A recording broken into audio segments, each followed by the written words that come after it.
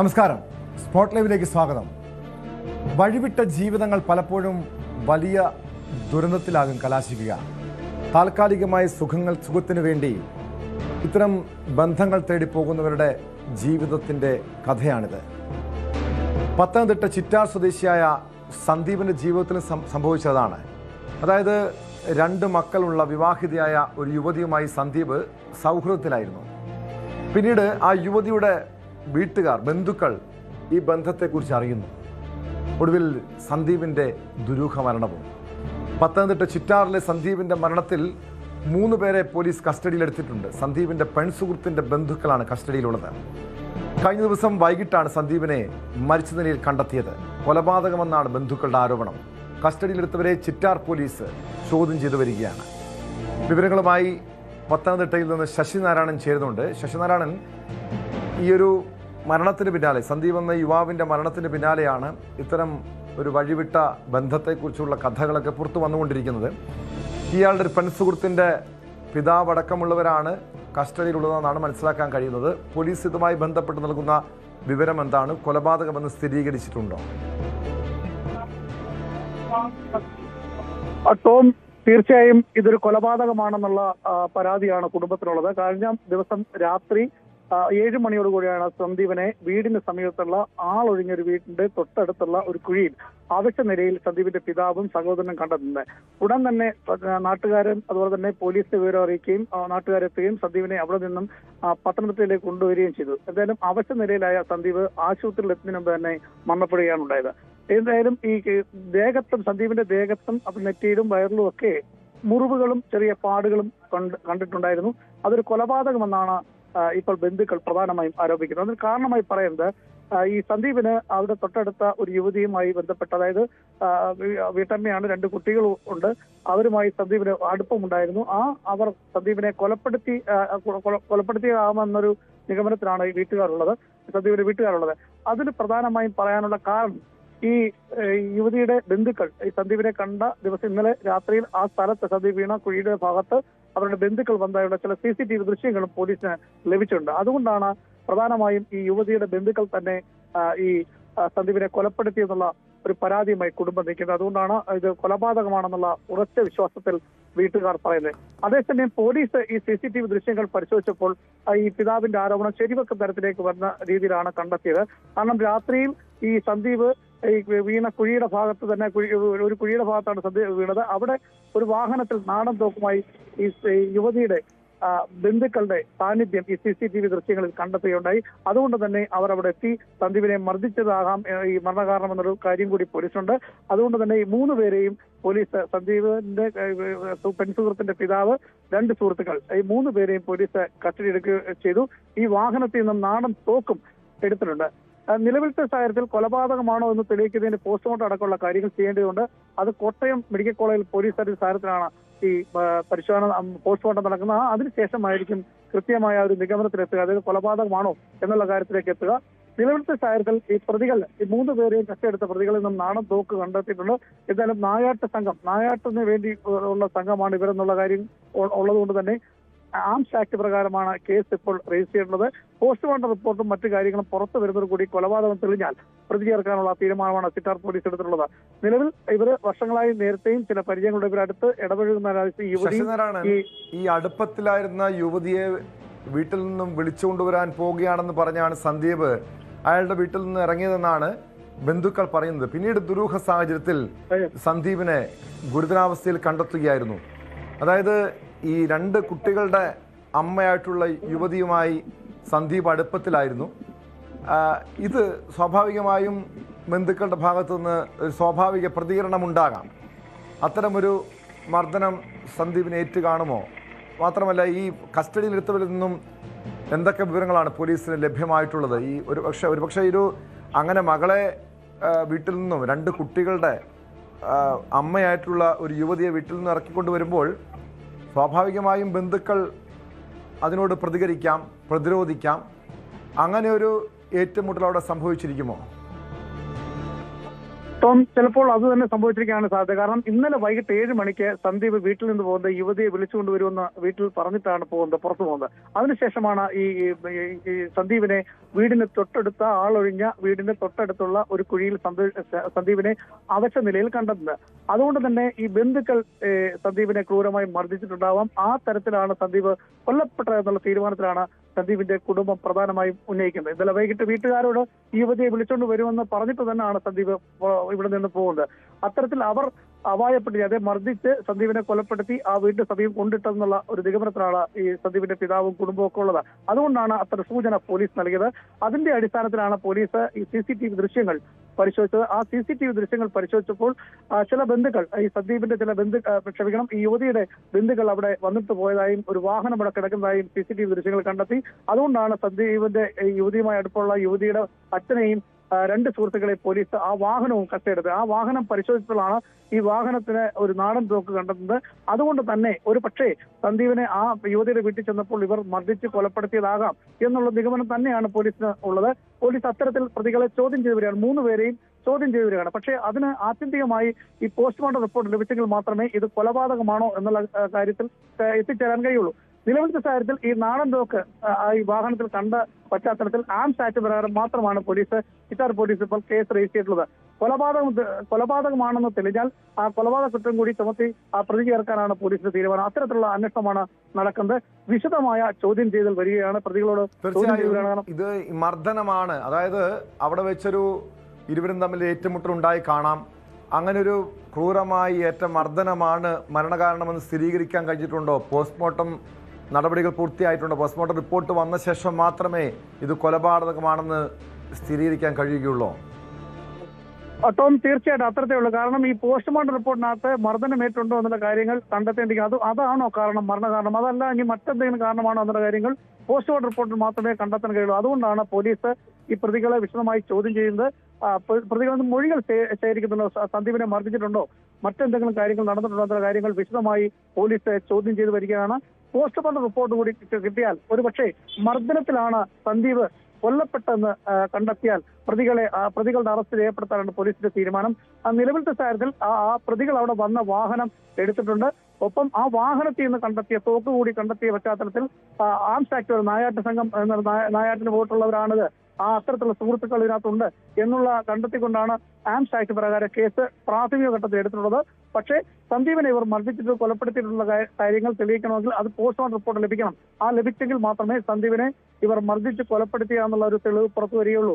അതുവരെയുള്ള ചോദ്യം ചെയ്യൽ ചിറ്റാർ പോലീസ് സ്റ്റേഷൻ ഇപ്പോഴും നടക്കുകയാണ്. ഇവരിൽ രാത്രിയിലാണ് പ്രതികളെ കോന്നി ചെങ്ങറയ്ക്കടുത്ത് വെച്ച് ഈ പ്രതികളെ പോലീസ് കസ്റ്റഡിയെടുക്കുകയും പിന്നീട് ഇവരെ കോന്നി മെഡിക്കൽ കോളേജിൽ കൊണ്ടുപോയി വൈദ്യപരിശോധനയ്ക്ക് നടത്തിയ ശേഷം വീണ്ടും പ്രതികൾ പോലീസിന്റെ കസ്റ്റഡിയാണ് ചോദ്യം ചെയ്തു വരികയാണ്. ഇവരെന്നും നിർണായകമായ മൊഴി ലഭിക്കും എന്നുള്ളതാണ് പോലീസിന്റെ ഇതുവരെയുള്ള വിലയിരുത്തൽ. അതുകൊണ്ട് തന്നെ പോസ്റ്റ്മോർട്ടം റിപ്പോർട്ട് കൂടി, അതായത് കോട്ടയം മെഡിക്കൽ കോളേജിലാണ് പോസ്റ്റ്മോർട്ടം നടക്കുന്നത്. ഈ കേസിൽ നിലവിൽ 3 പേരാണ് കസ്റ്റഡിയിലുള്ളത്. കൂടുതൽ പേർ പ്രതിപട്ടികയിലേക്ക് വരാൻ സാധ്യതയുണ്ടോ? കൂടുതൽ പേർക്ക് ഈ കേസിൽ പങ്കുണ്ടെന്ന് പോലീസ് സംശയിക്കുന്നുണ്ടോ? അത്തരത്തിൽ സംശയിക്കുന്നുണ്ട്. കാരണം ഇവർ 3 പേരല്ലാതെ ആരെങ്കിലും സംഘം ചേർന്ന് ഈ സന്ദീപിനെ മർദ്ദിച്ച് കൊലപ്പെടുത്തിയെന്ന ഒരു നിഗമനത്തിൽ തന്നെയാണ് പോലീസ് ഉള്ളത്. അതിന് വേണ്ട തെളിവ് എന്ന് പറയുമ്പോൾ സ്വാഭാവികം മർദ്ദിച്ച് കൊലപ്പെടുത്തിയ തെളിവ് കണ്ടെത്തുക എന്ന് പറഞ്ഞാൽ പോസ്റ്റ്മോർട്ടം റിപ്പോർട്ട് കൂടിയാണ് വരേണ്ടത്. അത് കിട്ടിയെങ്കിൽ മാത്രമായിരിക്കും ഒരുപക്ഷെ ഈ മർദ്ദനത്തിലാണ് സന്ദീപ് മരിച്ചതെന്ന് കണ്ടെത്താൻ കഴിയുള്ളൂ. അതുവരെ പ്രതികളെ പോലീസ് കസ്റ്റഡിയിൽ ചോദ്യം ചെയ്യുകയാണ്, അവരിൽ നിന്ന് മൊഴികൾ ശേഖരിക്കുകയാണ്. നിലവിൽ ഞാൻ നേരത്തെ സൂചിപ്പിച്ച പോലെ സന്ദീപും ഈ യുവതി വിവാഹിതയാണ്, 2 കുട്ടികളുമുണ്ട്. ആ വിവാഹിതയായ യുവതിയുമായി സന്ദീപിന് അടുപ്പമുണ്ട്. അത് വീട്ടുകാർക്കറിയാം. നേരത്തെ പലതരത്തിലുള്ള ഇടപാടുകൾ ഇവർ തമ്മിൽ ഉണ്ടായിരുന്നു എന്നുള്ള കാര്യം കൂടി വീട്ടുകാർക്കറിയാം. ഇന്നലെ വൈകിട്ടാണ് സന്ദീപ് ഇത് സംബന്ധിച്ച് ഈ യുവതിയുടെ വീട്ടിലേക്ക് അവരെ വിളിച്ചുകൊണ്ട് വരാൻ പോവുകയാണെന്ന് പറഞ്ഞിട്ട് പോകുന്നത്. 7 മണിയോട് കൂടിയാണ് പോകുന്നത്. അതിനുശേഷം 9 മണിയോട് കൂടിയാണ് സന്ദീപിനെ അവശനിലയിൽ ഈ വീടിന് സമീപത്തുള്ള കുഴിയിൽ കണ്ടെത്തുന്നത്. അവിടെ നിന്നും രക്ഷപ്പെടുത്തി കൊണ്ടുവന്നെങ്കിലും സന്ദീപിന്റെ ജീവൻ രക്ഷിക്കാൻ കഴിഞ്ഞില്ല. സന്ദീപിൽ നിന്നും ഒരു വിവരവും ഈ ബന്ധുക്കൾക്കോ പോലീസിനോ ലഭിച്ചിട്ടില്ല. പക്ഷേ നിലവിലത്തെ സാഹചര്യത്തിൽ സന്ദീപിന്റെ ദേഹത്ത് വയറിലും നെറ്റിയിലും ഒക്കെ ചില പരിക്കുകളുണ്ട്. ഇതൊക്കെ ഇനി മർദ്ദനത്തിന്റെ പാടുകളാണ്. ഇത് സന്ദീപിനെ മർദ്ദിച്ച് കൊലപ്പെടുത്തിയതാണെന്നുള്ള നിഗമനത്തിൽ തന്നെയാണുള്ളത്. അതുകൊണ്ട് കൃത്യമായി ഈ പ്രതികളെ വിശദമായി ചോദ്യം ചെയ്തതിനു ശേഷം പോസ്റ്റ്മോർട്ടം റിപ്പോർട്ട് കിട്ടിയതിനു ശേഷം പ്രതികളുടെ അറസ്റ്റിലേക്ക് കടക്കാനാണ് പോലീസ് ഇപ്പോൾ പ്രതികളെ ചോദ്യം ചെയ്തിരുന്നത്. ടോം, വ്യക്തമാണ്. ശശിനാരായണനാണ് വിവരങ്ങൾ നൽകിയത്. എന്തായാലും ഈ ചിറ്റാർ സ്വദേശിയായിട്ടുള്ള സന്ദീപിൻ്റെ മരണത്തിൽ വിശദമായ അന്വേഷണം നടത്തുകയാണ് പോലീസ്. നിലവിൽ പെൺസുഹൃത്തിൻ്റെ ബന്ധുക്കൾ ഉൾപ്പെടെ 3 പേർ പോലീസിൻ്റെ കസ്റ്റഡിയിലുണ്ട്. ഇതുമായി ബന്ധപ്പെട്ട തർക്കമാകാം കൊലപാതകത്തിന് കാരണമെന്നാണ് നിഗമനം. Thrissur jubilee mission medical college ഹോസ്റ്റലിൻ്റെ 4ാം നിലയിൽ നിന്നും വിദ്യാർത്ഥിനി ചാടി ജീവനൊടുക്കിയ സംഭവത്തിൽ ദുരൂഹതയുണ്ടോ? 1ാം വർഷ MBBS വിദ്യാർത്ഥിനി കോട്ടയം സ്വദേശി സ്നേഹയാണ് മരിച്ചത്. ഗുരുതര പരിക്കുകളോടെ അത്യാഹിത വിഭാഗത്തിൽ ചികിത്സയിലായിരുന്നു. സംഭവത്തിൽ തൃശൂർ ഈസ്റ്റ് പോലീസ് അന്വേഷണം തുടങ്ങി. വിവരങ്ങളുമായി നവമി ദിനേശ് ചേരുന്നു. നവമി, ഈ ഏറെ ഞെട്ടിപ്പിക്കുന്നൊരു സംഭവമാണിത്. കാരണം MBBS 1ാം വർഷ വിദ്യാർത്ഥിനിയാണ് ഈ സ്നേഹയുടെ ഇത് ആത്മഹത്യയാണെന്ന് ഉറപ്പിക്കുന്നുണ്ട്. അതിൻ്റെ കാരണം എന്താണെന്ന് വ്യക്തമായിട്ടുണ്ടോ? ആത്മഹത്യക്കുറിപ്പോ മറ്റോ കണ്ടെത്താൻ കഴിഞ്ഞിട്ടുണ്ടോ? ടോം, ഇതുവരേക്കും ആത്മഹത്യയുടെ കാരണം വ്യക്തമായിട്ടില്ല. ഇന്ന് രാവിലെ ആയിരുന്നു 10 മണിയോടെയായിരുന്നു സംഭവം നടന്നത്. ജൂബിലി മിഷൻ മെഡിക്കൽ കോളേജിലെ ഹോസ്റ്റലിലെ 4ാം നിലയിൽ നിന്നുമായിരുന്നു ഈ 1ാം വർഷ MBBS വിദ്യാർത്ഥിയായ കോട്ടയം സ്വദേശി സ്നേഹ താഴേക്ക് ചാടിയത്. എന്തായാലും എന്തിനാണ് ഇത്തരത്തിലൊരു ആത്മഹത്യ ചെയ്തതെന്ന് കാരണം വ്യക്തമായിട്ടില്ല. ഗുരുതര പരിക്കുകളോടെ അത്യാഹിത വിഭാഗത്തിൽ ചികിത്സയിലായിരുന്നു. 10 മണിയോടെയായിരുന്നു 11 മണിയോടുകൂടിയാണ് മരണം സ്ഥിരീകരിച്ചത്. 10 മണിയോടെ വിദ്യാർത്ഥി നിലത്ത് കിടക്കുന്നത് ജീവനക്കാരാണ് കാണുകയും പിന്നീട് ആശുപത്രിയിലേക്ക് കൊണ്ടുപോവുകയും ചെയ്തത്. എന്തായാലും തൃശൂർ ഈസ്റ്റ് പോലീസ് അസ്വാഭാവിക മരണത്തിന് കേസ് രജിസ്റ്റർ ചെയ്തിട്ടുണ്ട്. ഈ കുട്ടിയുടെ കുടുംബത്തെ ഇക്കാര്യം അറിയിച്ചിട്ടുണ്ട്. കുടുംബമായി സംസാരിച്ചതിന് ശേഷമായിരിക്കും പോലീസ് തുടർ നടപടികളിലേക്കൊക്കെ നീങ്ങുക. ഒപ്പം കുട്ടിയുടെ സഹപാഠികളും ഈ കോളേജിലെ തന്നെ മറ്റ് അധ്യാപകർ ഉൾപ്പെടെയുള്ളവരോട് പോലീസ് വിശദമായി അന്വേഷണം നടത്തുന്നുണ്ട്. എന്താണ് ഇങ്ങനെ ഒരു മരണത്തിന് കാരണം അല്ലെങ്കിൽ ആത്മഹത്യക്ക് കാരണമെന്ന് പോലീസ് അന്വേഷിച്ചുകൊണ്ടിരിക്കുകയാണ് കേട്ടോ. യെസ്, തീർച്ചയായും ഈ സഹപാഠികളിൽ നിന്നും എന്തെങ്കിലും വിവരങ്ങൾ തേടിയിട്ടുണ്ടോ? മറ്റേതെങ്കിലും വ്യക്തിപരമായ പ്രശ്നങ്ങൾ, അതല്ലെങ്കിൽ കോളേജിൽ ഏതെങ്കിലും വിഷയമുണ്ടായിരുന്നോ? പഠന സമ്മർദ്ദം ഉണ്ടായിരുന്നോ? തുടങ്ങിയ കാര്യങ്ങളെക്കുറിച്ച് പോലീസ് വിശദമായി അന്വേഷിക്കുന്നുണ്ടാകാം. സ്വാഭാവികമായും ഇന്നത്തെ കാലത്ത് ഒരു ആത്മഹത്യ ഉണ്ടായിക്കഴിഞ്ഞാൽ പോലീസ് ആദ്യം പരിശോധിക്കുന്നവരുടെ മൊബൈൽ ഫോണാണ്. കാരണം അങ്ങനെ എന്തെങ്കിലും തെളിവുകളുണ്ടോ, അല്ലെങ്കിൽ മറ്റേതെങ്കിലും ബന്ധുക്കൾക്കോ സുഹൃത്തുക്കൾക്കോ ഇതുമായി ബന്ധപ്പെട്ട് ഒരു സന്ദേശമെങ്കിലും അയച്ചിരിക്കാം ഈ മരണത്തിന് മുൻപ്. അങ്ങനെ ഈ ഫോൺ കേന്ദ്രീകരിച്ചുള്ള അന്വേഷണം പോലീസ് ആരംഭിച്ചിട്ടുണ്ടോ നവമി? ടോം, എന്തായാലും പോലീസ് അത്തരത്തിലുള്ള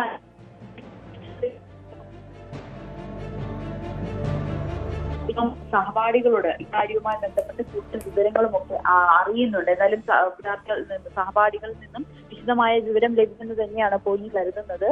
ഒപ്പം മൊബൈൽ ഫോണും പോലീസ് പരിശോധിക്കുകയും ചെയ്യുന്നുണ്ട്. എന്താണ് ഇത്തരത്തിലൊരു മരണത്തിലേക്ക് അല്ലെങ്കിൽ ആത്മഹത്യയ്ക്ക് ഈ പെൺകുട്ടിയെ നയിച്ചതെന്ന് പോലീസ് കൃത്യമായി തന്നെ അന്വേഷിക്കുന്നുണ്ട്. ഇനി ഏതെങ്കിലും തരത്തിൽ ഈ പഠനവുമായി ബന്ധപ്പെട്ട മാനസിക സമ്മർദ്ദം അല്ലെങ്കിൽ മറ്റ് എന്തെങ്കിലും ഒരു ബുദ്ധിമുട്ട് ഈ പെൺകുട്ടി അനുഭവിച്ചിട്ടുണ്ട് എന്നൊക്കെ പോലീസ് കൃത്യമായി അന്വേഷിച്ചു വരികയാണ്. ടോം, എന്തായാലും ഇന്ന് രാവിലെ 11 മണിയോടുകൂടിയാണ് കുട്ടിയുടെ മരണം സ്ഥിരീകരിക്കുന്നത്. പിന്നീട് കുടുംബത്തെ അറിയിക്കുകയും കുടുംബം എത്തിയതിനു ശേഷം തുടർ നടപടികളിലേക്ക് നീങ്ങാനാണ് പോലീസ് തീരുമാനിച്ചിരിക്കുന്നത്.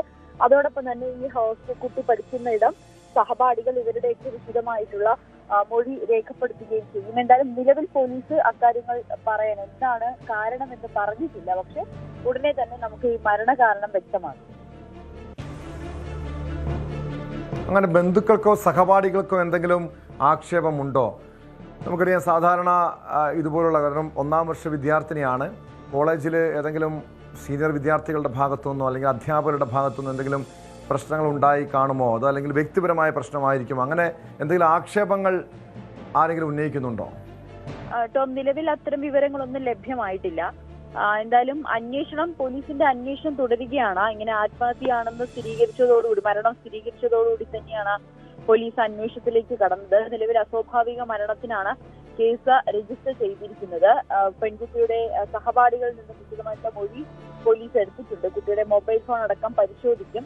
അതിനുശേഷമായിരിക്കും അതിൽ നിന്നൊക്കെ ഈ എന്തിനാണ് ആത്മഹത്യ ചെയ്യുന്നത് കൃത്യമായിട്ടുള്ളൊരു ഉത്തരം കണ്ടെത്താൻ കഴിയുമെന്ന് തന്നെയാണ് പോലീസും കരുതുന്നത്.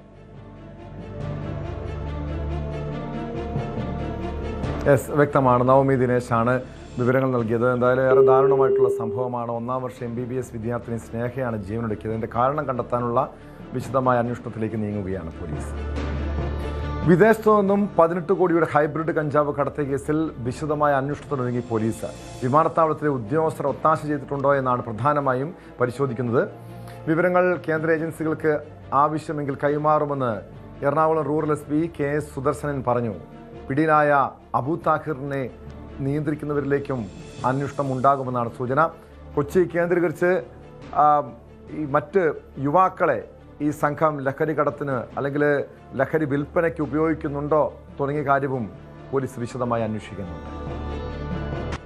ഇതുവരെ നടത്തിയ അന്വേഷണത്തിൽ ഈ കഞ്ചാവ് ഹൈബ്രിഡ് കഞ്ചാവ് കായലിൽ നിന്നാണ് ഇവിടെ എത്തിയിട്ടുള്ളതെന്നാണ് മനസ്സിലാക്കുന്നത്. ബാങ്കോക്ക് എയർപോർട്ട് വഴി നെടുമ്പാശ്ശേരിയിൽ വന്നു അവിടെ നിന്നാണ് ഇത് കേരളത്തിലെത്തിയിട്ടുള്ളത്. അപ്പോൾ ഇതിൽ ബാങ്കോക്കിൽ നിന്ന് ഈ സാധനം കൊണ്ടുവന്ന ആളുകളെ നമ്മൾ പ്രധാനപ്പെട്ട 3 പ്രതികളെ ഇതിനകം മനസ്സിലായിട്ടുണ്ട്. കൂടാതെ ഇനി ഈ മാഫിയ ഗ്രൂപ്പിനെ നിയന്ത്രിക്കുന്ന ആളുകൾ ആരൊക്കെയാണെന്നും അത് അവർ എവിടെ ഇരുന്നുകൊണ്ടാണ് ഇത് ഓപ്പറേറ്റ് ചെയ്യുന്നത്, അതുപോലെ തന്നെ കൊണ്ടുവന്ന കഞ്ചാവ് ഏത് വഴി ആര് വഴി വിറ്റഴിക്കുന്നു എന്നുള്ളത് സംബന്ധിച്ചുള്ള വിശദമായിട്ടുള്ള അന്വേഷണം നടന്നു വരികയാണ്. അബു താഹിർ ഇത് കേരളത്തിൽ നിയന്ത്രിക്കുന്ന ഒരു പ്രധാനപ്പെട്ട പ്രതിയാണ്. അബു താഹിറിൻ്റെ മുകളിൽ മറ്റു ചില ആളുകളും കൂടി ഉണ്ടെന്നുള്ളതാണ് മനസ്സിലാക്കുന്നത്. അതിനെപ്പറ്റി കൂടുതൽ കാര്യങ്ങൾ മനസ്സിലാവണമെങ്കിൽ അബു താഹിറിനെ പോലീസ് കസ്റ്റഡിയിൽ എടുത്ത് വിശദമായി ചോദ്യം ചെയ്തെങ്കിൽ മാത്രമേ അത്തരം കാര്യങ്ങളെക്കുറിച്ച് നമുക്ക് കൂടുതൽ വിവരങ്ങൾ ലഭിക്കുകയുള്ളൂ. ഇതിൽ മലയാളികളായിട്ടുള്ള ഇനി ആളുകൾ ഇതിലുണ്ടെന്നുള്ളതാണ് സൂചന കിട്ടുന്നത്. അതിൽ പലരെയും അടുത്ത് തന്നെ പുതിയ അറസ്റ്റിലാകാനും ചാൻസ് ഉണ്ട്. സമീപകാലത്തിന്റെ ഏറ്റവും വലിയ ലഹരി വേട്ടയാണല്ലോ. ഈ വിമാനത്താവളം വഴി ഇങ്ങോട്ട് വരുമ്പോൾ ഏതെങ്കിലും തരത്തിലുള്ള സഹായം വിമാനത്താവളത്തിന് ലഭിച്ചിട്ടുണ്ടോ? ആ വക കാര്യങ്ങളൊക്കെ നമുക്ക് വിശദമായിട്ട് അന്വേഷിച്ചെങ്കിൽ മാത്രമേ മനസ്സിലാവുകയുള്ളൂ. വിവരങ്ങളുമായി ഡാനി ഇപ്പോൾ ചേരുന്നുണ്ട്. ഡാനി, ഒരു കാലത്ത് സ്വർണ്ണക്കടത്തായിരുന്നു വിമാനത്താവളങ്ങൾ വഴി നടന്നിരുന്നുവെങ്കിൽ ഇപ്പോൾ ഹൈബ്രിഡ് കഞ്ചാവ് മറ്റ് രാസലഹരികളൊക്കെയാണ് വിമാനത്താവളങ്ങളിൽ കടത്തുന്നത്. കഴിഞ്ഞ ദിവസം നമുക്കറിയാം ഈ കരിപ്പൂർ വിമാനത്താവളത്തിൽ കടത്തിക്കൊണ്ടുവന്ന സ്വർണം പോലീസ് വിമാനത്താവളത്തിന് പുറത്ത് പിടികൂടുന്നു. വിശദമായി അന്വേഷിച്ചപ്പോഴാണ് കസ്റ്റംസ് ഉദ്യോഗസ്ഥർക്ക് അതിൽ പങ്കുണ്ട്, അവരുടെ അറിവോട് കൂടിയാണ് ഇത് കടത്തിക്കൊണ്ടുവന്നത്, അവരുടെ ഒത്താശയോട് കൂടിയാണ് കടത്തിക്കൊണ്ടുവന്നതെന്ന വിവരം പോലീസിന് ലഭിച്ചത്. ഈ കൊച്ചിയിലെ ഈ ഹൈബ്രിഡ് കഞ്ചാവ് കടത്ത് കേസിലും അങ്ങനെ വിമാനത്താവളത്തിലെ ഉദ്യോഗസ്ഥർക്ക് പങ്കുണ്ടോ, അവർ ഒത്താശ ചെയ്തിട്ടുണ്ടോ, ഇതുമായി ബന്ധപ്പെട്ട് പോലീസിൻ്റെ പ്രാഥമിക നിഗമനം കണ്ടെത്തലുകൾ എന്തൊക്കെയാണ്?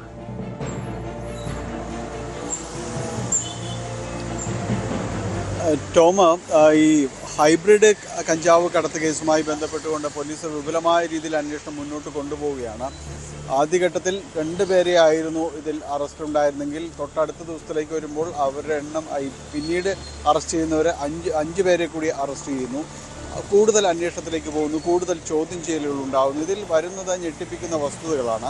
അതോടൊപ്പം തന്നെ ഉയരുന്ന വലിയ സംശയങ്ങളുമുണ്ട്. അതിലൊന്ന് ഇപ്പോൾ ടോം ചോദിച്ചതുപോലെ എങ്ങനെയാണ് ഇവർക്ക് ഇത്രയും കൂടിയ അളവിൽ ഈ കഞ്ചാവ് പുറത്തേക്ക് കൊണ്ടുവരാൻ കഴിയുക? അത് ഹൈബ്രിഡ് കഞ്ചാവ് ഇത്രയും വിപുലമായ സുരക്ഷാ സംവിധാനങ്ങൾ, പരിശോധന സംവിധാനങ്ങൾ എല്ലാം ഉള്ളിടത്ത് സാധാരണക്കാരന് ഏതെങ്കിലും രീതിയിൽ അവിടെ നിന്ന് ഇവിടെ നിന്നെല്ലാം തന്നെ സാധനങ്ങൾ കൊണ്ടുപോകാനായിട്ടെല്ലാം ശ്രമിക്കുമ്പോൾ കർശന പരിശോധനയിൽ ഇത് പിടിക്കപ്പെട്ടുകൊണ്ട് ഭക്ഷ്യവസ്തുക്കൾ പോലും പിടിച്ച് കൊണ്ടുപോകാൻ പറ്റില്ല എന്ന് പറയുന്ന ഒരു സംവിധാനങ്ങളൊക്കെ ഉള്ള വിമാനത്താവളങ്ങളിൽ ഇത്ര കൂടിയ അളവിൽ കഞ്ചാവ് കൊണ്ടുവന്നിട്ട് അത് അറിയുന്നില്ല, അത് പുറത്തെത്തുന്നു എന്നെല്ലാം പറയുമ്പോൾ സാധാരണക്കാരായ മനുഷ്യരെല്ലാവരും ചിന്തിക്കുന്നത് ഇതിൽ പരിചയങ്ങളില്ലാതെ അല്ലെങ്കിൽ സഹായങ്ങളില്ലാതെ ഇത് പുറത്തെത്തിക്കാൻ കഴിയില്ല എന്ന് തന്നെയാണ്. അതേപോലെ ഗോൾഡ് കടത്ത് കേസായാലും ഇത്തരം കേസുകളിലെല്ലാം തന്നെ പലപ്പോഴും ഈ കസ്റ്റംസ് ഉദ്യോഗസ്ഥരടക്കം ഇതിൽ പ്രതിയാവുന്ന കാഴ്ചകൾ നമ്മൾ കണ്ടിട്ടുണ്ട്.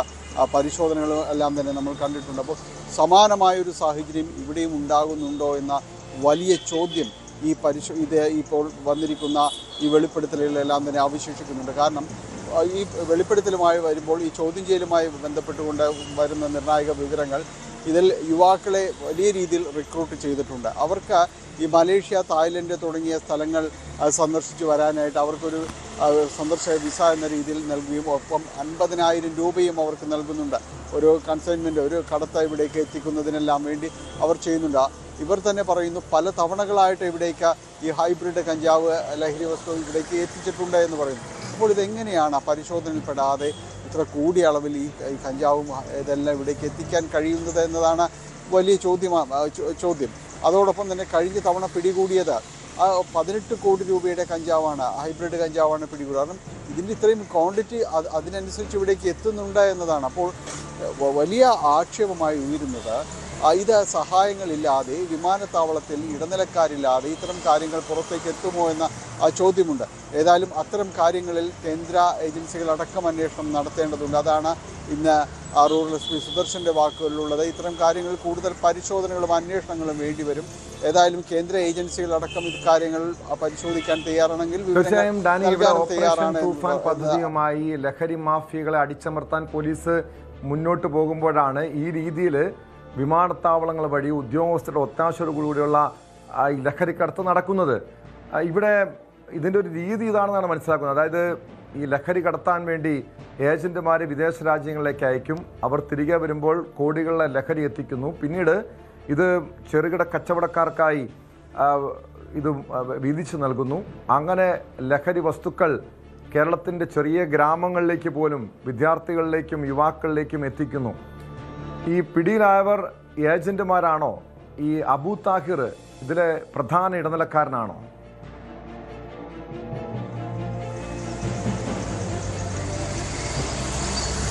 ടോം, ഇതിൽ പിടിയിലായതിൽ ഏജന്റുമാരുണ്ട്, കൃത്യമായ ഇതിൽ വിതരണക്കാരുണ്ട്. കഴിഞ്ഞ ദിവസങ്ങളിൽ അറസ്റ്റിലായവർ എന്ന് പറയുന്നത് അവരെല്ലാം ഇതിൽ നേരിട്ട് ഈ ബാങ്കോക്കിലും തായ്ലൻഡിലും എല്ലാം പോയിട്ട് നേരിട്ട് ഇതിൻ്റെ ഒരു കഞ്ചാവിൻ്റെ ഗുണമേന്മയടക്കം പരിശോധിച്ച് ഉറപ്പുവരുത്തി ഇവിടേക്ക് അയക്കുന്ന ആളുകളിലൊക്കെ സംഘങ്ങളിലൊക്കെ പെട്ടവരാണ്. അത്ര കണ്ട ഇവരെല്ലാം തന്നെ ഈ മേഖലയിൽ വളർന്നിരിക്കുന്നു എന്നതാണ് പോലീസിനെ ഞെട്ടിപ്പിക്കുന്നത്. അങ്ങനെ ഒരു ശൃംഖല, ഒരു സംവിധാനം തന്നെ ഇവർ പടുത്തുയർത്തിയിരിക്കുന്നു. ആ രീതിയിലേക്ക് ഇവരെല്ലാം തന്നെ മാറിയിരിക്കുന്നു. അപ്പോൾ ഇവരെല്ലാം വിശദമായിട്ട് ചോദ്യം ചെയ്യുന്ന അടക്കമുള്ള കാര്യങ്ങളുണ്ട്. ഈ കൂടിയ അളവിൽ എന്തുകൊണ്ട് ഈ രീതിയിലേക്ക് ഒരു പരിശോധനയുമില്ലാതെ പുറത്തേക്ക് ഈ ഹൈബ്രിഡ് കഞ്ചാവ് എല്ലാം തന്നെ എത്തിക്കാനായിട്ട് സാധിക്കുന്നു? അത് നമുക്കറിയാം, ഈ സ്വർണം കടത്തിൽ പലപ്പോഴും കൊണ്ടുവരുന്ന രീതികൾ അത് പലപ്പോഴും ഞെട്ടിക്കാറുണ്ട്. അല്ലെങ്കിൽ ഏതെങ്കിലും വസ്തുവിനകത്ത് വെച്ച് കൊണ്ടുവരാവുന്ന രീതിയിലേക്കെല്ലാം തന്നെ സ്വർണം മാറ്റി ഉരുക്കി പണിത് അങ്ങനെയെല്ലാം കൊണ്ടുവരുന്ന രീതികളെല്ലാം ഞെട്ടിപ്പിക്കുന്ന രീതിയിലുള്ളതാണ്.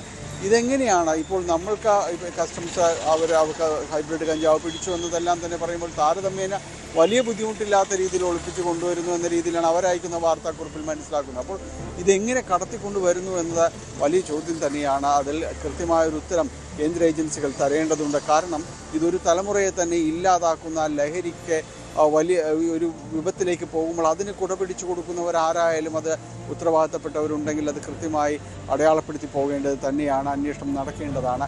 എന്തായാലും നമ്മൾ വിമാനത്താവളങ്ങൾ കേന്ദ്രീകരിച്ച് നടക്കുമ്പോൾ മുഴുവൻ ഈ കസ്റ്റംസ് പരിശോധന സംവിധാനത്തെ കുറ്റപ്പെടുത്തി നമുക്ക് പോകാനായിട്ട് സാധിക്കുകയില്ല. എന്തായാലും അവിടെ ഏതെങ്കിലും രീതിയിലുള്ള ഒരു ഇടപെടൽ ഉണ്ടാകുന്നുണ്ടെങ്കിൽ, അവിടെ ഏതെങ്കിലും രീതിയിലുള്ള പഴുതുകൾ ഉണ്ടായിട്ടുണ്ടെങ്കിൽ അത് കണ്ടെത്തേണ്ടതുണ്ട്. ഇത്തരം ഈ കള്ളക്കടത്ത് സംഘങ്ങൾക്ക് എങ്ങനെയാണ് ഇതിലൂടെ പുറത്തേക്ക് കൊണ്ടുവരാനായിട്ട് സാധിക്കുന്നത്? അല്ലെങ്കിൽ ഇവരുടെ കണ്ണുപോലും വെട്ടിച്ച് മറ്റേതെങ്കിലും രീതിയിൽ ഒരു ട്രാക്ക് ഇവർ ശരിയാക്കിയിട്ടുണ്ടോ പുറത്തെത്തിക്കാനുള്ളതെല്ലാം പരിശോധിക്കപ്പെടേണ്ടതാണ്. ഏതായാലും അത്തരം കാര്യങ്ങളിലേക്ക് കൂടി അന്വേഷണം നീങ്ങുമെന്ന് തന്നെയാണ് SP സുദർശൻ്റെ വാക്കുകളിലുള്ളത്. ഈ യുവാക്കളെ അടക്കം കാരിയർമാരായിട്ട് വലിയ രീതിയിൽ ഉപയോഗിച്ചിട്ടുണ്ട്. അവരെ അടക്കം അവരുടെ വിശദാംശങ്ങളെടുത്ത് അവരെ വീണ്ടും ചോദ്യം ചെയ്യുമെന്ന് തന്നെയാണ് അറിയാനായിട്ട് സാധിക്കുന്നത്. കാരണം എന്ത് ചെയ്യുന്നു ഡാനി, ഇതോടൊപ്പം ഈ ഉദ്യോഗസ്ഥരുടെ പങ്ക് എന്തായാലും പരിശോധിക്കേണ്ടതാണ്. കേന്ദ്ര ഏജൻസികളുമായി പോലീസ് ബന്ധപ്പെട്ടിട്ടുണ്ടെന്നാണ് മനസ്സിലാക്കാൻ കഴിയുന്നത്. ഇത് നമുക്കറിയാം, ഈ സ്വർണ്ണക്കടത്തുമായി ബന്ധപ്പെട്ട് ഉദ്യോഗസ്ഥരുടെ പങ്ക് നേരത്തെ പുറത്തു വന്നപ്പോൾ അന്ന് കർശനമായ ഇടപെടലും നടപടിയും ഉണ്ടായതാണ്. ഈ ലഹരിക്കടത്തിന് ഒത്താശ ചെയ്തിട്ടുണ്ടെങ്കിൽ, വിമാനത്താവളത്തിലെ ഉദ്യോഗസ്ഥർ ഒത്താശ ചെയ്തിട്ടുണ്ടെങ്കിൽ അവർക്കെതിരെയും കർശന നടപടി വേണം, അവർക്കെതിരെ അന്വേഷണം വേണം. ഇത് കേരള പോലീസ്, അതായത് എറണാകുളം റൂറൽ പോലീസ് ഇതുമായി ബന്ധപ്പെട്ട അന്വേഷണം നടത്തുന്നുണ്ടോ, അതോ കേന്ദ്ര ഏജൻസികൾക്ക് ഇക്കാര്യത്തെക്കുറിച്ച് അറിവ് നൽകുകയാണോ ചെയ്തിട്ടുള്ളത്?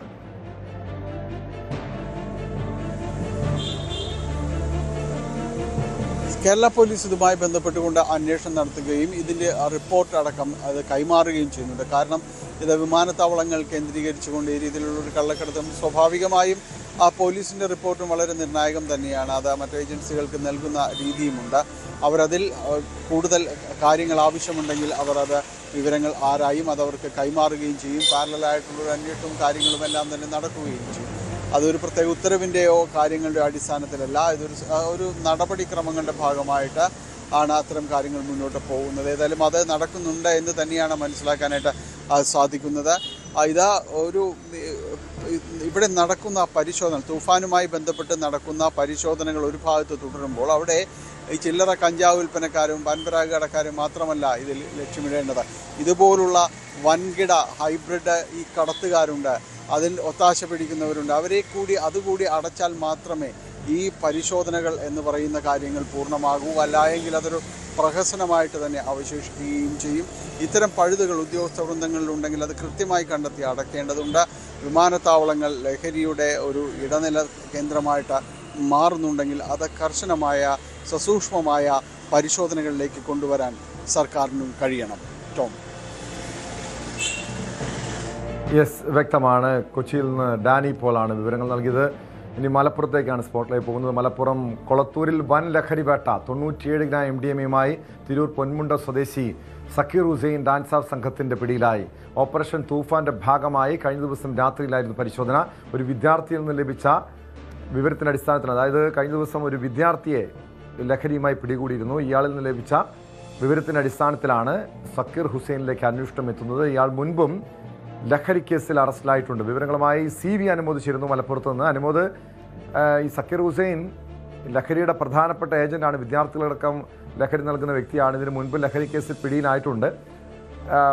എങ്ങനെയാണ് ഇയാളിലേക്ക് അന്വേഷണം എത്താൻ കഴിഞ്ഞത്?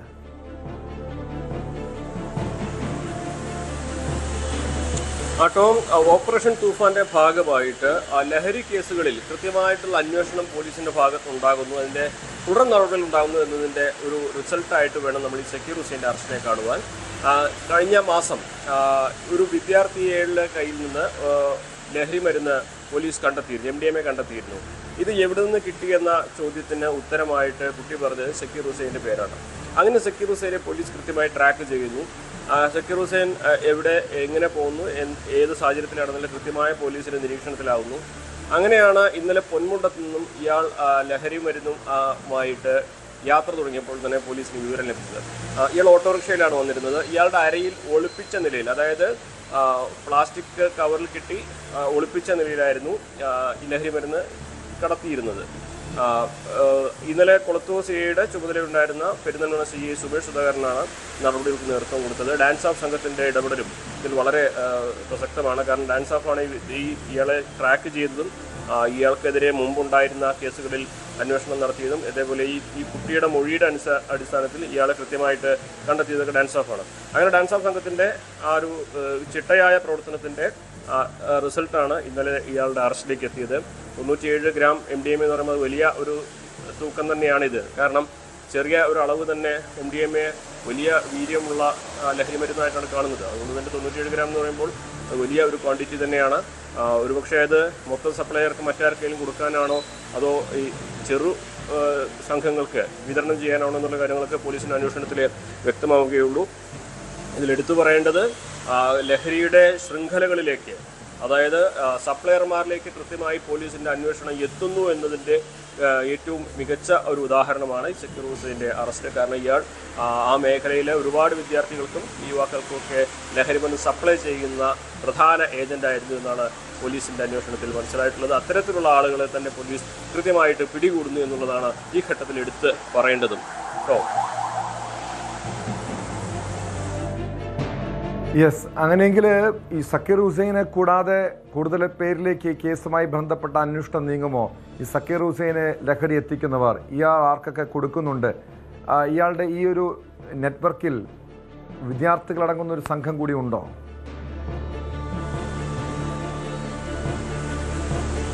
തീർച്ചയായും അതാണ് അടുത്ത ഘട്ടത്തിൽ അന്വേഷണത്തിൽ പ്രധാനമായിട്ടും പോലീസ് ഭാഗത്ത് നിന്ന് ഈ സക്കീർ ഹുസൈന് എവിടെ നിന്നാണ് ലഹരി ലഭിക്കുന്നത്, സക്കീർ ഹുസൈൻ്റെ കൂട്ടാളികൾ ആരൊക്കെ എന്നുള്ളതാണ്. അതിൽ കൃത്യമായ അന്വേഷണം നടക്കുന്നു എന്നാണ് നമുക്ക് മനസ്സിലാക്കാനാവുന്നത്. അയാളെ നടപടികളിൽ നിന്ന് പൂർത്തീകരിച്ചിട്ടുള്ള ഒരുപക്ഷെ കൂടുതൽ ചോദ്യം ചെയ്യലും മറ്റും ആവശ്യമായിട്ട് വരും. പിന്നെ മാത്രമല്ല, ഇത് ആദ്യമായിട്ടല്ല ഇയാൾ കേസിൽ അറസ്റ്റിലായതെന്നുകൊണ്ട് തന്നെ മുൻപും ഇത്തരത്തിലുള്ള സാഹചര്യങ്ങൾ അയാൾക്ക് പരിചിതമാണ്. അതുകൊണ്ട് തന്നെ വിവരങ്ങൾ ശേഖരിക്കാൻ പോലീസിനെ സംബന്ധിച്ച് അല്പം ശ്രമകരമായിട്ടുള്ള ഒന്നായിരിക്കുമെന്നാണ് നമുക്ക് അറിയാനാകുന്നത്. ഇവിടെ നമ്മൾ എടുത്തു പറയേണ്ട ഒന്നുകൂടി ഉണ്ട് ടോം.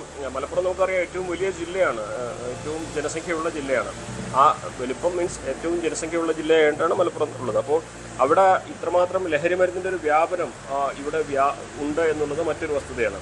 ഈ പോലീസിൻ്റെ കണക്കുകൂടി നമ്മളിവിടെ പങ്കുവെക്കുന്നുണ്ട്. ഇതുവരെ ഓപ്പറേഷൻ തൂഫാനിൽ 421 കേസിലായിട്ട് 483 പേരെ പോലീസ് ഇതുവരെ അറസ്റ്റ് ചെയ്തിട്ടുണ്ട് എന്നുള്ളതാണ് അറിയാനാകുന്നത്. അതിൽ 46 പേരെ റിമാൻഡ് ചെയ്തത്, അത് ഗുരുതര കുറ്റമായി കണ്ട് 46 പേരെ റിമാൻഡ് ചെയ്തിട്ടുണ്ട്. ഇതിൽ പിടിച്ചെടുത്ത ലഹരി മരുന്നിൻ്റെ അളവ് അത് അല്പം ആരെയും അമ്പരപ്പിക്കുന്നതാണ്.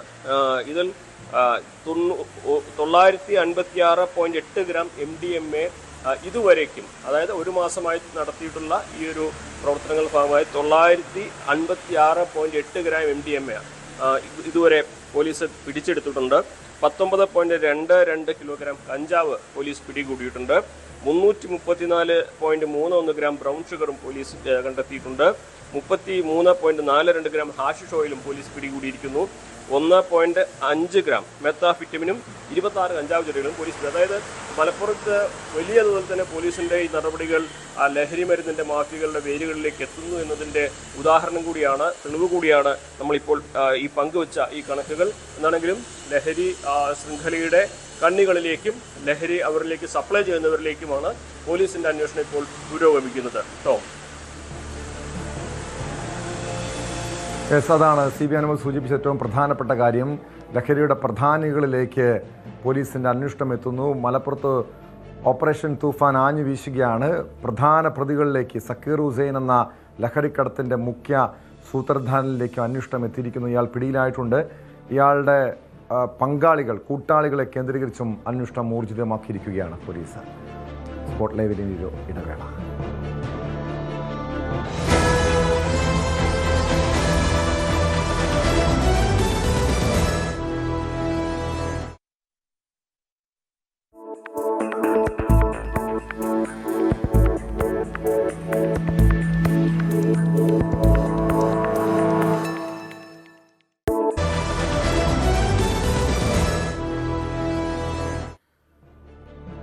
സ്പോട്ട് ലൈവ് തുടരുന്നു. പാറശാല പരശുവെക്കലിൽ ക്ഷേത്രങ്ങൾ കുത്തിത്തുറന്ന് മോഷണം, സ്വർണവും പണവും നഷ്ടമായി.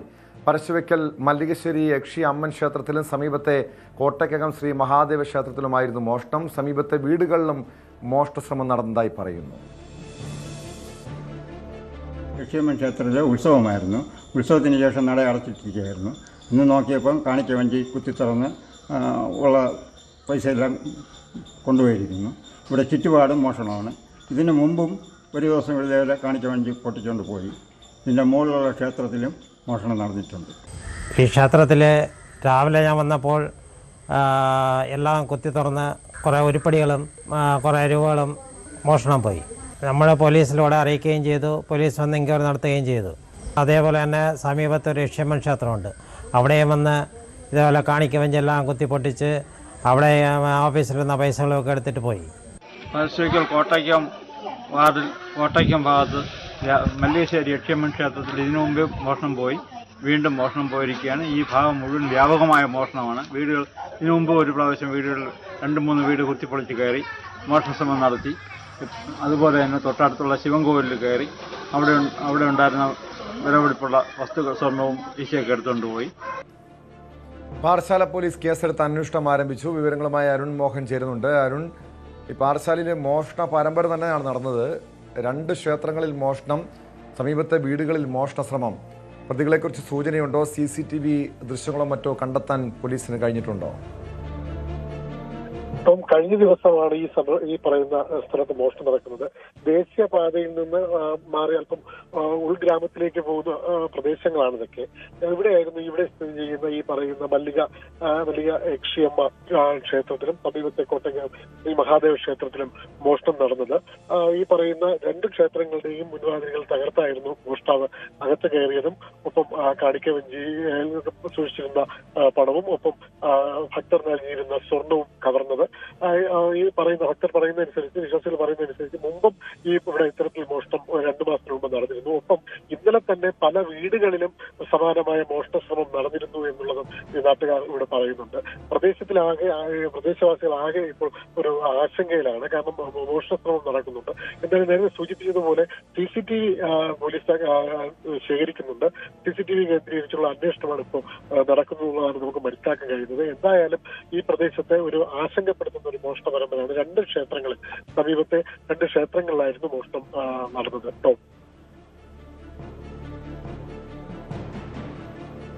അങ്ങനെ പതിവായി ഇതിനു മുൻപ് എപ്പോഴെങ്കിലും മോഷണം നടന്നിട്ടുണ്ടോ? കാരണം ഇത് ജനങ്ങളെ സംബന്ധിച്ച് വലിയ ആശങ്കപ്പെടുത്തുന്ന കാര്യമാണല്ലോ.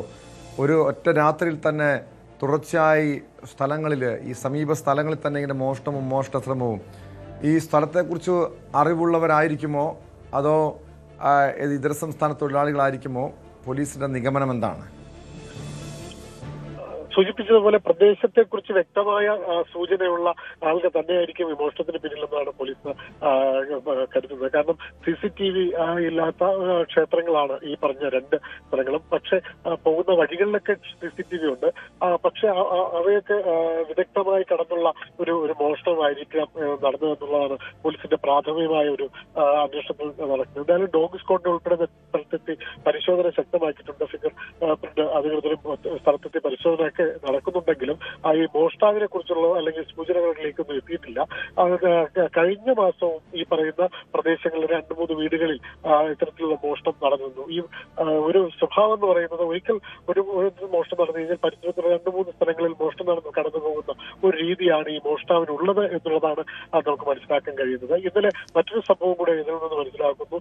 സമീപത്തുണ്ടായിരുന്ന ഒരു രാജന്റെ വീട്ടിൽ നിർത്തിയിരുന്ന വാഹനത്തെയും കുത്തിപ്പൊളിച്ച് അതിനകത്തുണ്ടായിരുന്ന കാശും കവർന്നു കൊണ്ടുപോയി എന്നുള്ളൊരു പരാതിയും ഉണ്ടായിരുന്നു. ഇത് സംബന്ധിച്ച പരാതിയും പാറശാല പോലീസിൽ നൽകിയിട്ടുണ്ട്. എന്തായാലും പോലീസ് സ്ഥലത്തെത്തി അന്വേഷണം ആരംഭിച്ചിട്ടുണ്ട്. പക്ഷെ പ്രതികളെ കുറിച്ചുള്ള അല്ലെങ്കിൽ ആ മോഷ്ടാവിനെ കുറിച്ചുള്ള ഒരു സൂചന ഇതുവരെ ലഭിച്ചിട്ടില്ല. കാര്യമായ ഒരു അന്വേഷണം നടക്കുന്നു എന്നുള്ളതാണ് പോലീസിന്റെ ഭാഗത്ത് നിന്ന് നമുക്ക് മനസ്സിലാക്കാൻ കഴിയുന്നത്. ടോം, സുമേഷ് മോറായോടൊന്ന് പറഞ്ഞേക്കാവോ? സുമേഷിനോട് നേരത്തെ ഒന്ന് പറഞ്ഞേക്കാവോ? യെസ്, വ്യക്തമാണ്. അരുൺ മോഹനാണ് വിവരങ്ങൾ നൽകിയത്. മറ്റൊരു പ്രധാനപ്പെട്ട വാർത്ത വരുന്നു. തിരുവനന്തപുരം നഗരസഭാ കൗൺസിൽ യോഗത്തിൽ ബഹളം. കഴിഞ്ഞ ദിവസമുണ്ടായ സംഭവവികാസങ്ങളുടെ തുടർച്ചയായിട്ടാണ് കൗൺസിൽ അംഗങ്ങൾ തമ്മിൽ, കൗൺസിലർമാർ തമ്മിൽ പരസ്പരം പോർവിളിക്കുന്നത്, പരസ്പരം ബഹളം വയ്ക്കുന്നത്. കഴിഞ്ഞ ദിവസം നമുക്കറിയാം ഏറെ നാടകീയമായിട്ടുള്ള സംഭവവികാസങ്ങൾ തിരുവനന്തപുരം നഗരസഭാ കൗൺസിൽ യോഗത്തിൽ ഉണ്ടായതാണ്. LDF BJP കൗൺസിലർമാർ നേർക്കുനേർ ഏറ്റുമുട്ടുന്ന സാഹചര്യം ഉണ്ടായി. പിന്നീട് മേയർ, ഡെപ്യൂട്ടി മേയർ, കൗൺസിലർമാർ ഉൾപ്പെടെയുള്ളവർക്കെതിരെ പോലീസ് കേസും എടുത്തിരുന്നു. അതിൻ്റെ തുടർച്ചയായിട്ടാണോ ഈ ബഹളം ഉണ്ടാകുന്നത് എന്ന കാര്യം ഉൾപ്പെടെ പരിശോധിക്കേണ്ടതാണ്. ഡാൻ കുര്യൻ ചേരുന്നുണ്ട്. ഡാൻ, എന്താണ് ഇപ്പോൾ സംഭവിക്കുന്നത് അവിടെ? 2:30-ക്കാണ് കൗൺസിൽ യോഗം ആരംഭിച്ചത്. കൗൺസിൽ യോഗം ആരംഭിച്ചതിന് പിന്നാലെ തന്നെ മേയറുടെ ഡയസിന് മുമ്പിലേക്ക് LDF കൗൺസിലർമാർ പ്രതിഷേധവുമായി എത്തുകയായിരുന്നു. കഴിഞ്ഞ ദിവസത്തെ സംഘർഷങ്ങളിൽ പരിക്കേറ്റ കൗൺസിലർമാരെ അടക്കം ആംബുലൻസിലാണ് നഗരസഭയുടെ കവാടത്തിലേക്ക് എത്തിച്ചത്. അവിടെ അവർ കൗൺസിൽ ആരംഭിക്കുന്നതിന് മുന്നോടിയായി തന്നെ പ്രതിഷേധ സാധ്യത കണക്കിലെടുത്തുകൊണ്ട് വൻ പോലീസ് സന്നാഹം നഗരസഭയുടെ കൗൺസിൽ ഓഫീസിന് മുമ്പിലും പുറത്തുമൊക്കെ നിലയുറപ്പിച്ചിട്ടുണ്ടായിരുന്നു. അതിനിടയിലാണ് 2:30-ക്ക് തന്നെ കൗൺസിൽ യോഗം ആരംഭിച്ചത്. മേയർ ചേംബറിൽ എത്തിയതിന് പിന്നാലെ LDF കൗൺസിലർമാർ പ്രതിഷേധിച്ചുകൊണ്ട് മേയറുടെ ഡയസ് ഉപരോധിച്ചതോടെയാണ് സംഘർഷ സമാനമായ സാഹചര്യങ്ങളിലേക്ക് കാര്യങ്ങൾ എത്തിയിരിക്കുന്നത്. ഈ ബഹളത്തിനിടയിലും നടപടിക്രമങ്ങളുമായി മുൻനിശ്ചയിച്ച അജണ്ടയിൽ ഉൾപ്പെടുത്തിയ കാര്യങ്ങളുമായി നഗരസഭയുടെ ഈ കൗൺസിൽ യോഗത്തിന്റെ അജണ്ടയുമായി ബന്ധപ്പെട്ട കാര്യങ്ങളുമായി നടപടിക്രമങ്ങൾ പുരോഗമിച്ചുകൊണ്ടിരിക്കുകയാണ്. അതിനിടയിലാണ് LDF കൗൺസിലർമാർ മുതിർന്ന കൗൺസിലർമാരുടെ നേതൃത്വത്തിൽ മുദ്രാവാക്യം വിളിച്ചുകൊണ്ട് മേയർ VV രാജേഷിന്റെ ഡയസിന് മുമ്പിലേക്ക് കവാടം ഉപരോധിച്ചുകൊണ്ട് പ്രതിഷേധം തുടരുന്ന ഒരു സാഹചര്യം ഇപ്പോൾ ഉണ്ടായിരിക്കുന്നത്. അവസാനമായി ഒരിക്കൽ കൂടി പറയുന്നു, ബഹുമാനപ്പെട്ട അംഗങ്ങളൊക്കെ തന്നെ എന്താണ് ഈ LDF കൗൺസിലർമാർ ഉന്നയിക്കുന്ന വിഷയം? നമുക്കറിയാം ഡാൻ, കഴിഞ്ഞ ദിവസം തന്നെ UDF ഇതുമായി ബന്ധപ്പെട്ട് വലിയ രാഷ്ട്രീയ നീക്കങ്ങളിലേക്ക് പോലും ഒരുങ്ങുന്നുണ്ട്. വിശ്വാസ പ്രമേയത്തിനുള്ള നീക്കങ്ങൾ UDFിൻ്റെ ഭാഗത്തുനിന്ന് അത്തരം ചർച്ചകൾ നടക്കുന്നുണ്ട്. LDFനെ കൂട്ടുപിടിച്ച് ഈ BJP, അതായത് ചരിത്രത്തിലാദ്യമായി കേരളത്തിലൊരു നഗരസഭ, ഒരു കോർപ്പറേഷൻ ഭരണം പിടിച്ചെടുത്ത BJP ഭരണസമിതി താഴെ ഇറക്കാൻ വേണ്ടിയുള്ള രാഷ്ട്രീയ ചർച്ചകളും രാഷ്ട്രീയ നീക്കങ്ങളൊക്കെ UDFിൻ്റെ ഭാഗത്തുനിന്ന് ഉണ്ടാകുന്നുണ്ട്. ഇപ്പോൾ എന്തൊക്കെയാണ് അവിടെ സംഭവിച്ചുകൊണ്ടിരിക്കുന്നത്? അവിശ്വാസ പ്രമേയത്തിന് നോട്ടീസ് നൽകാനുള്ള തീരുമാനമായി UDF മുമ്പോട്ട് തന്നെയാണ്. അതിൽ നിന്ന് അവർ പിന്നോട്ട് പോകില്ല. അവിടെ പ്രധാനപ്പെട്ട പ്രശ്നമായി മാറാൻ പോകുന്നത് ഈ അവിശ്വാസ പ്രമേയത്തിന് LDFന്റെ പിന്തുണ ഇല്ല എന്ന കാര്യമാണ്. LDFന്റെ പിന്തുണ ഇല്ല എങ്കിലും അവിശ്വാസ പ്രമേയത്തിന്റെ നീക്കവുമായി മുന്നോട്ട് തന്നെ പോകാനാണ് UDFന്റെ നീക്കം. അതേസമയം 34 അംഗങ്ങളുടെ പിന്തുണ ഇല്ലാത്തതിനാൽ അവിശ്വാസ പ്രമേയത്തിന് നിയമസാധുത ലഭിക്കുകയില്ല. അതായത് അവിശ്വാസ പ്രമേയം നോട്ടീസ് നൽകിയാലും മുനിസിപ്പൽ ആക്ട് അനുസരിച്ച് ആ പ്രമേയം തള്ളുന്ന സാഹചര്യമാകും ഉണ്ടാകുക. UDF ഇതിൽ മുമ്പോട്ട് വെക്കുന്ന നിലപാട് ഇങ്ങനെ ഒരു അവിശ്വാസ പ്രമേയം LDF പിന്തുണച്ചിരുന്നെങ്കിൽ ചർച്ചയ്ക്കെടുക്കുന്ന സാഹചര്യം ഉണ്ടായിരുന്നു. ആ സാഹചര്യം ബോധപൂർവം അവർ ഒഴിവാക്കിയെന്നാണ് പറയുന്നത്. അങ്ങനെ ഒരു പ്രതിസന്ധിക്കിടയിലാണ് ഇപ്പോൾ അവിശ്വാസ പ്രമേയം അവതരിപ്പിക്കുന്നതിന് അനുമതി ലഭിക്കാതിരിക്കുന്ന ഒരു സാഹചര്യം കൂടി കണക്കിലെടുത്തുകൊണ്ടാണ് UDFും ഈ പ്രതിഷേധത്തിന്റെ ഭാഗമാകുന്നത്. എന്തായാലും വലിയ പ്രതിഷേധമാണ് നഗരസഭയുടെ കൗൺസിൽ ഹാളിൽ അരങ്ങേറുന്നത്.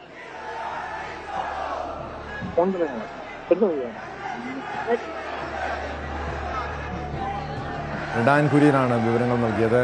എന്തായാലും വലിയ പ്രതിഷേധമാണ്, വലിയ ബഹളമാണ് തിരുവനന്തപുരം കോർപ്പറേഷനിൽ നടക്കുന്നത്. കഴിഞ്ഞ ദിവസം ഉണ്ടായ നാടകീയമായ സംഭവവികാസങ്ങളുടെ തുടർച്ചയായിട്ടാണ് പ്രശ്നം. കണ്ണൂർ കീഴാറ്റൂർ വയൽക്കിളി സമരത്തിൽ എല്ലാ പ്രതികളെയും വെറുതെ വിട്ട് കോടതി. തളിപ്പറമ്പ് 1-ാം ക്ലാസ് ജുഡീഷ്യൽ മജിസ്ട്രേറ്റ് കോടതിയുടെയാണ് ഉത്തരവ്. 2018 മാർച്ച് 14-നായിരുന്നു സംഭവം. ദേശീയപാത ഭൂമി ഏറ്റെടുക്കാനെത്തിയ ഉദ്യോഗസ്ഥരെ തടഞ്ഞ സംഭവത്തിലാണ് കോടതിയുടെ നടപടി. സുരേഷ് കീഴാറ്റൂർ ഉൾപ്പെടെ 28 പ്രതികളായിരുന്നു കേസിൽ ഉൾപ്പെട്ടിരുന്നത്. സുമേഷ് മോറാഴ് ചേരുന്നു. സുമേഷ്, ഏറെ രാഷ്ട്രീയ കോളിളക്കം സൃഷ്ടിച്ചൊരു സമരം കൂടിയായിരുന്നു വയൽക്കിളി സമരം. ഇപ്പോൾ എന്തായാലും സമരരംഗത്തുണ്ടായിരുന്ന ആളുകളെ സംബന്ധിച്ച് ആശ്വാസകരമാണ് കോടതിയുടെ നടപടി. എന്താണ് കോടതിയുടെ ഉത്തരവിൽ വ്യക്തമാക്കുന്നത്? ടോം, തീർച്ചയായും ടോം സൂചിപ്പിച്ചതുപോലെ തന്നെ ദേശീയപാത ബൈപ്പാസ് നിർമ്മാണവുമായി ബന്ധപ്പെട്ട് ഏറെ ശ്രദ്ധ നേടിയ ഈ സമരമായിരുന്നു ഈ കീഴാറ്റൂർ വയലക്കളി സമരം എന്ന് പറയുന്നത്. അന്ന് വയൽഭൂമി ഏറ്റെടുക്കാൻ എത്തിയിട്ടുള്ള ഉദ്യോഗസ്ഥരെ തടയുകയും പിന്നീടുണ്ടായ ഈ ജനകീയ പ്രതിരോധവും അതിനെ തുടർന്നുണ്ടായ ഈ പോലീസ് നടപടികളുമാണ് ഈ കേസിന്റെ ഒരു പശ്ചാത്തലം എന്ന് പറയുന്നത്. അന്ന് ഈ സമര നേതാവ് സുരേഷ് കീഴാറ്റൂർ ഉൾപ്പെടെയുള്ള 28 ഈ വയലക്കളി സമര പ്രതിനിധിക്കെതിരെയായിരുന്നു പോലീസ് കേസ് രജിസ്റ്റർ ചെയ്തിരുന്നത്. ഇവരെയാണ് ഇപ്പൊ മുഴുവൻ പ്രതികൾ, അതായത് 28 പ്രതികളെയും വെറുതെ വിട്ടുകൊണ്ട് തളിപ്പറമ്പ് ഫസ്റ്റ് മജിസ്ട്രേറ്റ് കോടതി ഇപ്പോൾ വിധി വന്നിരിക്കുന്നത്. ഈ മാർച്ച് 10, അതായത് 2018 മാർച്ച് 14-നായിരുന്നു ഈ കേസുമായി ബന്ധപ്പെട്ട ഈ സംഭവം നടക്കുന്നത്. ദേശീയപാത അതോറിറ്റി ഈ കീഴാറ്റൂർ വയൽ നികത്തിക്കൊണ്ട് ഈ ബൈപ്പാസ് നിർമ്മാണവുമായി ബന്ധപ്പെട്ടുകൊണ്ട് ഈ നാട്ടുകാരുടെ നേതൃത്വത്തിൽ സ്ഥലം അളക്കാനെത്തിയ അതോറിറ്റിക്ക് എതിരെ വയലക്കളി സമരവുമായി ബന്ധപ്പെട്ട് അല്ലെങ്കിൽ സമര സമിതി രൂപീകരിച്ചുകൊണ്ട് ഇവരെ തടയുകയായിരുന്നു. ഈ കീഴാറ്റൂർ വയലിൽ സർവേ നടത്താൻ തടഞ്ഞതിന് ശേഷമുണ്ടായ ഈ പോലീസുമായി ഏറ്റുമുട്ടലും അതുപോലെ തന്നെ ഈ ഉദ്യോഗസ്ഥരെ തടയുമായി ബന്ധപ്പെട്ട വിഷയമായിരുന്നു ഈ കേസുമായി ബന്ധപ്പെട്ട ഈ സംഭവം എന്ന് പറയുന്നത്. ഏതായാലും ഈ 28 പ്രതികളെയും ഇപ്പോൾ വെറുതെ വിട്ടുകൊണ്ട് ഇപ്പോൾ തളിപ്പറമ്പ് മജിസ്ട്രേറ്റ് കോടതി വിധി വന്നിരിക്കുകയാണ് കേട്ടോ.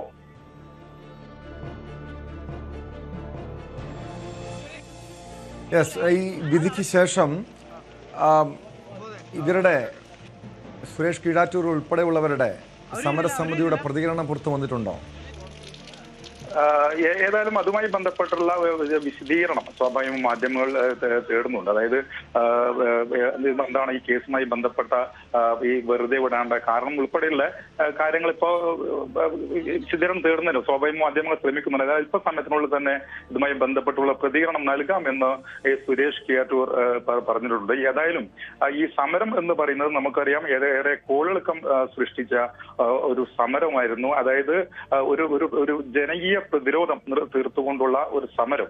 ഈ സമരത്തിനെതിരെ അന്ന് നാട്ടുകാർ അണിനിരന്ന് ഈ പോലീസിനെയും അതുപോലെ തന്നെ ഈ ദേശീയപാത അതോറിറ്റിയെയും പ്രതിരോധിക്കുന്ന രീതിയിൽ എത്തുകയും പിന്നീട് നമുക്കറിയാം നമ്മൾ വളരെ ശ്രദ്ധ നേടിയ ഒരു സമരത്തിൽ, അതായത് സമര പന്തൽ കത്തിച്ചത് ഉൾപ്പെടെയുള്ള സംഭവങ്ങൾ നടക്കുന്നു. ആത്മഹത്യ ഉൾപ്പെടെയുള്ള സംഭവങ്ങൾ ശ്രമം നടത്തുന്നു. അങ്ങനെ ഏറെ വയൽക്കിളി സമരം എന്ന് പറയുന്നത് കേരളത്തിൽ തന്നെ ഏറെ ശ്രദ്ധ നേടിയ ഒരു സമരം. ഈ സമരം എന്ന് പറയുന്നത് നമുക്കറിയാം CPM-ന്റെ ഒരു കോട്ട എന്നറിയപ്പെടുന്ന കീഴാറ്റൂർ എന്ന് പറയുന്ന ഒരു പ്രദേശത്ത് നടന്ന സമരമായിരുന്നു. അവിടുന്ന് CPM-ന്റെ പ്രതിനിധികൾ ഉൾപ്പെടെ അല്ലെങ്കിൽ CPM അനുഭാവികൾ ഉൾപ്പെടെ ഈ സമരത്തിന് അനുകൂലമായി വരുന്നു. അങ്ങനെ ഏറെ CPM-നെ സംബന്ധിച്ചിടത്തോളം ഏറെ പ്രയാസം സൃഷ്ടിച്ച ഒരു സമരമായിരുന്നു ഈ വയൽക്കിളി സമരം എന്ന് പറയുന്നത്. പൂർണ്ണമായും ഈ CPM-ന്റെ അനുകൂലമായ ആളുകൾ തന്നെയായിരുന്നു അന്ന് ഈ സർക്കാരിനെതിരെ ഉൾപ്പെടെ തിരിഞ്ഞുകൊണ്ടുള്ള സമരം നടത്തിയത്. ഈ സമരത്തിൽ പങ്കെടുത്തിട്ടുള്ള 28 പ്രതികളെ ഇപ്പോൾ കോടതി വെറുതെ വിട്ടിരിക്കുന്നു കേട്ടോ. വ്യക്തമാണ്. ഇത് രാഷ്ട്രീയപരമായും കഴിഞ്ഞ സർക്കാരിന്, ഇടതുപക്ഷത്തിന് വലിയ തിരിച്ചടിയാണ് കോടതിയുടെ നടപടി. കൊല്ലം എഴുകോണിലെ വ്യാപാരിയുടെ ദുരൂഹമരണക്കേസ് ആത്മഹത്യയാണ് സ്പോട്ട് ലൈവിന് പരിശോധിക്കുന്നത്. കടയിൽ മദ്യപിക്കുന്നത് വിലക്കിയ വ്യാപാരിയെ ക്രൂരമായി മർദ്ദിച്ച സംഭവത്തിൽ പോലീസ് നടപടി സ്വീകരിച്ചില്ലെന്ന് വ്യാപാരിയുടെ ആത്മഹത്യാക്കുറിപ്പ്. ഞായറാഴ്ചയാണ് വീടിന്റെ ടെറസിന് മുകളിൽ ഷീറ്റ് മേഞ്ഞ ഇരുമ്പ് കമ്പിയിൽ വാമദേവനെ തൂങ്ങി മരിച്ച നിലയിൽ കണ്ടെത്തിയത്. മരണക്കുറിപ്പ് പുറത്തായതോടെ എഴുകോൺ സ്റ്റേഷനിലെ ഗ്രേഡ് SI സന്തോഷിനെ സസ്പെൻഡ് ചെയ്യുകയും ചെയ്തിരുന്നു. തുടർന്ന് നടത്തിയ അന്വേഷണത്തിൽ മുഴുവൻ പ്രതികളും പിടിയിലായതായി എഴുകോൺ പോലീസ് അറിയിച്ചു. ഈ 21-ാം തീയതി ഈ സംഭവം നടന്ന് അന്ന് വൈകുന്നേരമോ അല്ലെങ്കിൽ 22-ാം തീയതിയോ ഇദ്ദേഹം കൊടുത്ത ആ പരാതിയുടെ ഗൗരവം മനസ്സിലാക്കി ഒരന്വേഷണം എഴുകോൺ സ്റ്റേഷനിൽ ഇന്നുണ്ടായിരുന്നെങ്കിൽ ഇന്നിപ്പോൾ ഇതുപോലുള്ളൊരു ദാരുണമായ സംഭവം നമുക്ക് ഒഴിവാക്കാൻ കഴിയുമായിരുന്നു. അതിനുശേഷം ഒരാഴ്ചയോളം പ്രതികളെ പിടിക്കും, നടപടിയൊക്കെ വിധേയമാവും എന്ന് ഇദ്ദേഹം കരുതി കാണും. ഇദ്ദേഹം എഴുതി വെച്ച കത്ത് വായിക്കുമ്പോഴാണ് അന്ന് രാവിലെയും എന്നോട് ഈ കാര്യങ്ങൾ പറഞ്ഞതാണ്. കത്തിനകത്ത് പോലീസിൻ്റെ ഭാഗത്തുനിന്ന് ഇത്രയും ദിവസമായിട്ടും എനിക്ക് നീതി ലഭിക്കുന്നില്ല, അന്വേഷണം നടക്കുന്നില്ല, പ്രതികളെ കണ്ടെത്തുന്നില്ല, അതിനു വേണ്ടിയിട്ടുള്ള ഒരു പരിശ്രമവും ആരെയും ഭാഗത്തുനിന്ന് ഉണ്ടാവുന്നില്ല. നേരത്തെയും ജീവിതത്തിൽ ഇതേപോലെ ഒരു സംഭവം ബിവറേജിൻ്റെ അവിടെ തന്നെ സ്ഥാപനം നടത്തിക്കൊണ്ടിരിക്കുമ്പം ഇതുപോലെ സാമൂഹ്യ വിരുദ്ധന്മാർ മദ്യപിക്കേണ്ട ആവശ്യത്തിനായിട്ട് വന്ന് സ്ഥാപനത്തിൽ കയറി കയ്യേറ്റം ചെയ്യുന്ന രീതിയിലേക്ക് വരികയും അന്ന് കേസാവുകയും ആ കേസ് കോടതിയിൽ നിലനിൽക്കുക. ആ പ്രതികൾ തന്നെയാണോ എന്ന് ഇദ്ദേഹം സംശയിച്ചിട്ടുണ്ടാവും തീർച്ചയായിട്ടും. അതാണ് അതിനകത്തുണ്ടായ വേറൊരു വേദനിപ്പിക്കുന്ന ഒരു സംഭവം. ഇതെല്ലാം അതിനകത്തുനിന്ന് ഈ പ്രായാധിക്യത്തിൻ്റെ ഭാഗമായി അദ്ദേഹത്തിന് 73-74 വയസ്സുണ്ട്. അതിൻ്റെ ഇടയിൽ നല്ല രീതിയിൽ കഴിഞ്ഞ ഒരു മാസക്കാലമായിട്ട് നടുവേദന കലശലായിട്ടുണ്ടെന്ന് മോളുമായിട്ട് ഹോസ്പിറ്റലിൽ പോയി അതിൻ്റെ ട്രീറ്റ്മെൻറ്റ് നടന്നുകൊണ്ടിരിക്കുക. അതുകൊണ്ട് ശരിക്കും കസേരയിലൊന്നും ഇരിക്കാൻ പോലും കഴിയുന്ന സാഹചര്യമല്ല. ഇന്ന് ഈ പ്രതികളെ കണ്ടപ്പോഴായിരുന്നു ഫോട്ടോയിൽ ഇന്നലെ ആ പ്രതികളെ അന്വേഷിച്ച് പോലീസ് പോകുന്നത്, പ്രതികളെ കിട്ടുകയും ചെയ്തു. അന്നേരമാണ് നമ്മൾ ഇത്രയും വലിയ ഈ സാമൂഹ്യ വിരുദ്ധമായിട്ടുള്ളൊരു ആക്രമണം നെടുമങ്ങാട് ബിവറേജിൻ്റെ മുമ്പിൽ ഇദ്ദേഹത്തിൻ്റെ പേരിൽ നടന്നല്ലോ എന്ന് ആലോചിക്കുന്നത്. അത് ഇദ്ദേഹത്തിൻ്റെ പ്രായം 74 വയസ്സോളം ഉണ്ട്. ഇവരെ തിരിച്ച് ഒന്നും ചെയ്യാൻ കഴിയാത്ത സാഹചര്യത്തിലാണ് ആ വേദന അദ്ദേഹം പിന്നെ സഹിക്കുകയും ചെയ്തു. ഒന്ന് നടുവേദന, അതിൻ്റെ ഇടയിൽ ഒരു ശാരീരികമായി ഇദ്ദേഹത്തിനെ അതുമായിട്ടുണ്ടായ ബുദ്ധിമുട്ടുകൾ, ഇത് രണ്ടുമാണ് മരണത്തിലേക്ക് നയിച്ചത്. വിനീഷ് ചേരുന്നു കൊല്ലത്ത് നിന്ന്. വിനീഷ്, ഇത് വലിയ ആരോപണം പോലീസ് നേരെ പോലും ഉയർന്നു വന്നിട്ടുണ്ട്. പോലീസ് ഉദ്യോഗസ്ഥനെ SIയെ സസ്പെൻഡ് ചെയ്തിട്ടുണ്ട്. യഥാർത്ഥത്തിൽ എന്താണ് സംഭവിച്ചത്? കഴിഞ്ഞ ഞായറാഴ്ചയാണ് ഈ ഒരു സംഭവം ഉണ്ടാകുന്നത്. നെടുമൺകാവില് ജംഗ്ഷനിൽ, അത് വടക്കേമുക്ക് എന്നാണ് അറിയപ്പെടുന്നത്, ജംഗ്ഷനിലാണ് ഈ വാമദേവൻ ബേക്കറി നടത്തി വന്നത്. ദീർഘകാലമായിട്ട് പുള്ളി അവിടെ ബേക്കറി നടത്തി വരികയായിരുന്നു. അപ്പോഴാണ് അവിടെ ഒരു 5 പേർ, മദ്യപ സംഘങ്ങൾ 5 പേർ എത്തുന്നു. അവിടെ നിന്നും ആ ബേക്കറിയിൽ നിന്നും വെള്ളം വാങ്ങിയിട്ട് അവിടെ ഇരുന്ന് തന്നെ മദ്യപിക്കാനുള്ള ഒരു ശ്രമം ഈ വ്യാപാരി തടഞ്ഞു. ഇതാണ് ഈ ഒരു അക്രമത്തിലേക്ക് നയിച്ചത്. അതുപോലെ ക്രൂരമായ അക്രമത്തിന് ഇരയായി എന്നാണ് വ്യാപാരി ഇരയായിട്ടുണ്ടെന്നാണ് നമുക്ക് പോലീസിൽ നിന്ന് അറിയാൻ കഴിയുന്നത്. അതുപോലെ തന്നെ അയാളെ നാട്ടുകാരുടെ മുന്നിലിട്ട് ക്രൂരമായിട്ട് മർദ്ദിച്ചു. അപ്പോൾ മറ്റ് ആരും തന്നെ പിടിച്ചു മാറ്റാനോ ഈ ഒരു പ്രശ്നത്തിൽ ഒത്തുതീർപ്പിലേക്ക് വരാനോ ഒന്നും തയ്യാറായില്ല എന്നും ഇയാളുടെ മരണക്കുറിപ്പിൽ കൃത്യമായി തന്നെ പറയുന്നുണ്ട്. പക്ഷെ ഇതിൽ നിന്നും നമുക്ക് മറ്റൊരു വേദനാജനകമായ മറ്റൊരു കാര്യം കൂടിയുണ്ട് ടോം. കൊട്ടാരക്കര താലൂക്ക് ആശുപത്രിയിൽ അഡ്മിറ്റ് ആയതിനു ശേഷം, അല്ലെങ്കിൽ ചികിത്സ തേടിയതിനു ശേഷം ഇദ്ദേഹം എഴുകോൺ സ്റ്റേഷനിൽ പരാതി നൽകുന്നു. സ്റ്റേഷനിൽ ഈ ആശുപത്രിയിൽ തന്നെ ഓണ്ട് സർട്ടിഫിക്കറ്റ്, ഇന്റിമേഷൻ അടക്കം ഈ സ്റ്റേഷനിലേക്ക് എത്തിയൊക്കെ ചെയ്തിട്ടുണ്ട്. പക്ഷേ ഇതുമായി ബന്ധപ്പെട്ടുള്ള ഒരു അന്വേഷണം നടത്താൻ എഴുകോൺ സ്റ്റേഷൻ ആ സമയം തയ്യാറായില്ല എന്നുള്ളതാണ് ഈ ഒരു മരണക്കുറിപ്പിൽ പറയുന്നത്. 3 തവണ ഇതുമായി ബന്ധപ്പെട്ട് അന്വേഷണം നടക്കണം, തനിക്ക് നീതി ലഭിക്കണമെന്ന് ആവശ്യപ്പെട്ടുകൊണ്ട് വാമദേവൻ സ്റ്റേഷൻ സമീപിച്ചിരുന്നു. പക്ഷേ ഗ്രേഡ് SI കാര്യമായിട്ട് ഇതുമായി ബന്ധപ്പെട്ടുള്ള നടപടിക്രമങ്ങളിലേക്കോ അല്ലെങ്കിൽ അന്വേഷണത്തിലേക്കോ നീങ്ങിയില്ല എന്നാണ് റൂറൽ SP അടക്കം അന്വേഷണത്തിൽ ബോധ്യപ്പെട്ടുകൊണ്ടുള്ള സസ്പെൻഷൻ ഓർഡറും പുറത്തിറക്കിയിട്ടുണ്ട്. അപ്പം ഇതുമായി ബന്ധപ്പെട്ട് ഉള്ളൊരു മനോവിഷമം, തനിക്ക് നീതി ലഭിച്ചില്ല എന്നുള്ളൊരു മനോവിഷമത്തിലാണ് തന്റെ വീട്ടിന്റെ ടെറസിന്റെ മുകളിൽ തൂങ്ങി മരിച്ച നിലയിൽ തന്നെ കണ്ടെത്തുന്നത്. വ്യാഴാഴ്ചയാണ് ഈ വാമദേവനെ മരിച്ച നിലയിൽ കണ്ടെത്തുകയും ചെയ്തത്. അപ്പോൾ തുടർന്നത്തെ അന്വേഷണത്തിലാണ് ഈ മരണക്കുറിപ്പ് കണ്ടത്. അപ്പോൾ മരണക്കുറിപ്പിൽ കൃത്യമായി തന്നെ പോലീസിന്റെ വിനീഷിലേക്ക് എത്താം. ഇപ്പോൾ തിരുവനന്തപുരം കോർപ്പറേഷൻ കൗൺസിലിൽ വലിയ ബഹളവും പരസ്പരം കൗൺസിൽ അംഗങ്ങൾ തമ്മിൽ ഏറ്റുമുട്ടലും ഉണ്ടായിരിക്കുന്നു. കോർപ്പറേഷൻ വലിയ സംഘർഷത്തിലേക്ക് കാര്യങ്ങൾ നീങ്ങുകയാണ്. ഒരു കൗൺസിൽ അംഗത്തിൻ്റെ ഷർട്ട് വരെയും വലിച്ചു കീറിയ കാഴ്ചകളാണ് കാണാൻ കഴിയുന്നത്. കഴിഞ്ഞ ദിവസം LDF BJP കൗൺസിലർ തമ്മിലാണ് ഏറ്റുമുട്ടിയതെങ്കിൽ ഇപ്പോൾ UDF കൗൺസിലർമാരും ഈ നടുത്തളത്തിലേക്ക് ഇറങ്ങിയിരിക്കുന്നു. വലിയ ഏറ്റുമുട്ടൽ ഉണ്ടാകുന്നു. ഡാൻ കുര്യനിലേക്ക്. ഡാൻ, ഇതിപ്പോൾ കൗൺസിലർമാർ തമ്മിൽ നേർക്കുനേർ ഏറ്റുമുട്ടുന്ന ഒരു സംഘർഷത്തിലേക്ക്, വലിയ സംഘർഷത്തിലേക്ക് കാര്യങ്ങൾ നീങ്ങുകയാണോ?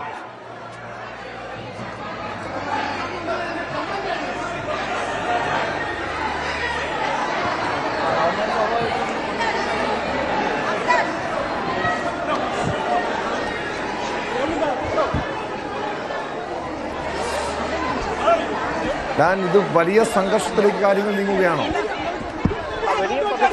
അറ്റൻഡൻസ് ബുക്ക് എടുത്ത് കാണിച്ചു സംസാരിച്ചുകൊണ്ട്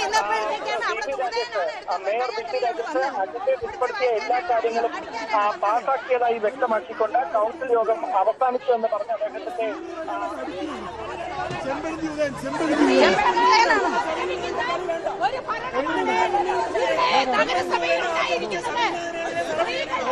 കൗൺസിൽ പാസാക്കി എന്ന് പറഞ്ഞ് ഇറങ്ങിപ്പോയി.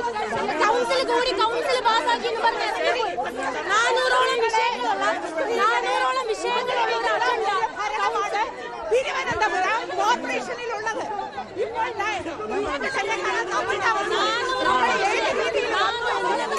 എന്താണ് നമ്മുടെ അവസ്ഥ? നേരെ ചെവേ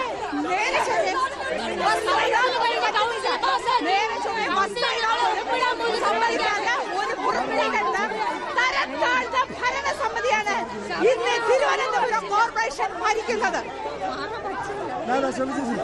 ഇവിടെ UDFന്റെ കൗൺസിലർമാർ മിനിറ്റ്സ് ബുക്കിൽ ഒപ്പിടുകയായിരുന്നു. വനിതകളടക്കമുള്ള കൗൺസിലർ മിനിറ്റ്സ് ബുക്ക് ഒപ്പിടുമ്പോൾ ചെമ്പഴന്തി ഉദയൻ എന്ന് പറഞ്ഞ ആഭാസിയായിട്ടുള്ള സ്റ്റാൻഡിംഗ് കമ്മിറ്റി ചെയർമാൻ വനിതാ കൗൺസിലർമാരെ പിച്ച് ചിന്തുകയും കൗൺസിലർമാരെ അടിക്കുകയാണ്. കാരണം നമ്മുടെ വനിതകളെ അടിക്കാൻ അവകാശം ആരും കൊടുത്തിട്ടില്ല. നമ്മളാരും ഒന്നും പോയിട്ടില്ല.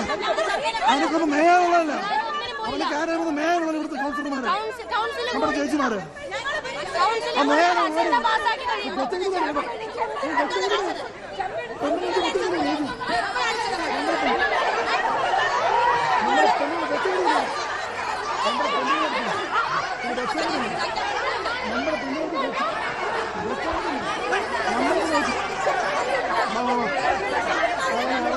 കൗൺസിൽ കൂടി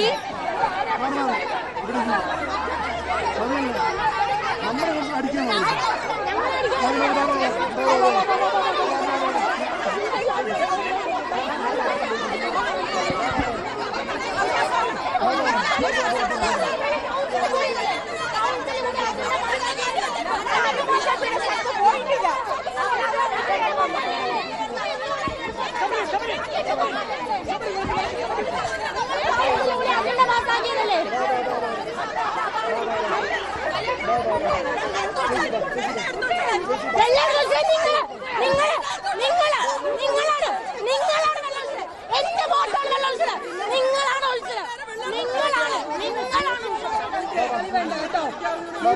കളിക്കുന്ന ഇവിടെ കളി വേണ്ട കേട്ടോ. ഇവിടെ കളിക്കാൻ വന്നേക്കുന്നു. കളിയാ കോൺഗ്രസിനോട്. സ്റ്റാൻഡിംഗ് കമ്മിറ്റി ചെയർമാൻ വിദ്യാഭ്യാസം, കോൺഗ്രസിന്റെ UDFന്റെ വനിതകളെ അറ്റാക്ക് ചെയ്തേക്കാണ്. വിദ്യാഭ്യാസ കമ്മിറ്റി എന്ത് വിദ്യാഭ്യാസമാണ്? വിദ്യാഭ്യാസത്തിനാണ് സ്ത്രീകളെ അടിക്കുകയാണ് അവിടെ വിദ്യാഭ്യാസ കമ്മിറ്റി. അതുകൊണ്ട് നോക്കാൻ നമ്മൾ നടന്നില്ല. വിദ്യാഭ്യാസം സ്റ്റാൻഡിംഗ് കമ്മിറ്റി നമ്മുടെ പെൺകുട്ടികളാണ് സ്ത്രീകളെയാണ് അടിക്കുന്നത്. അങ്ങനെ നോക്കാൻ നമ്മളോട് പറ്റുന്നില്ല. എന്നെ അടിച്ച് നിങ്ങൾ കണ്ടതല്ലേ? അറ്റൻഡൻസ് രജിസ്റ്റർ മനഃപൂർവ്വം അറ്റൻഡൻസ് രജിസ്റ്റർ ഇവരെ മനഃപൂർവ്വം നമ്മൾ ഒപ്പിട്ടപ്പോൾ നമ്മുടെ അറ്റൻഡൻസ് രജിസ്റ്റർ കയ്യിൽ നിന്നെടുത്തു. ഇന്നത്തെ ഷോ മൊത്തം കാണിച്ച അറ്റൻഡൻസ് രജിസ്റ്റർ റെഡിയാണ്. പിന്നെ UDF കൗൺസിലർമാർ അടിക്കുകയാണ്. ആ ചോദിക്കുന്നത് എനിക്ക് ജനത്തിന് ചേട്ടാ തലക്കേട്ട ആത്മാവസമുണ്ടോ? നമ്മൾ ഒപ്പിട്ട് കൊടുത്താൽ ഇവിടെ ഉണ്ടായിരുന്നു. ഉണ്ടായിരുന്നു. BJP കൗൺസിലർമാര്, സ്റ്റാൻഡിംഗ് കമ്മിറ്റി ചെയർമാൻ വന്ന് ഞങ്ങളെ ഉപദ്രവിച്ചുകൊണ്ട് ബലാത്കാരമായി ഞങ്ങളുടെ കയ്യിൽ നിന്ന് പിടിച്ചു വാങ്ങിച്ചുകൊണ്ട് പോയി. ഞങ്ങളെ ഞാൻ ചോദിക്കട്ടെ, കൗൺസിൽ കൂടി കഴിഞ്ഞാൽ അതിൽ അറ്റൻഡൻസ് ബുക്കിൽ കൗൺസിലർമാർ ഒപ്പിടുന്നതിൽ എന്താണ് തെറ്റ് എന്നുള്ളത് BJPയുടെ മേയർ ശ്രീ VV രാജേഷ് ഇവിടെ വ്യക്തമാക്കണം. അത് വ്യക്തമാക്കിയതിനു ശേഷം ഇനി ബാക്കിയുള്ള കാര്യങ്ങൾ ചർച്ച ചെയ്താൽ മതി. അസാധുവും ഒരാൾ പോലും അതിൽ ഒപ്പിട്ടിട്ടില്ല. ഒരാൾ പോലും ഒപ്പിടാത്ത തരത്തിൽ വളരെ നിഗൂഢമായി അവർ തീരുമാനിച്ച് ചർച്ച ചെയ്ത് വന്നതാണ്. വന്നിരുന്ന ഉടനെ കൗൺസിൽ കൂടി 400ഓളം വിഷയങ്ങൾ ഉള്ളപ്പോൾ ആ അജണ്ട ചർച്ച ചെയ്യാതെ പാസ്സാക്കി ഞങ്ങളെ ഒപ്പിടാൻ സമ്മതിച്ചിട്ടില്ല.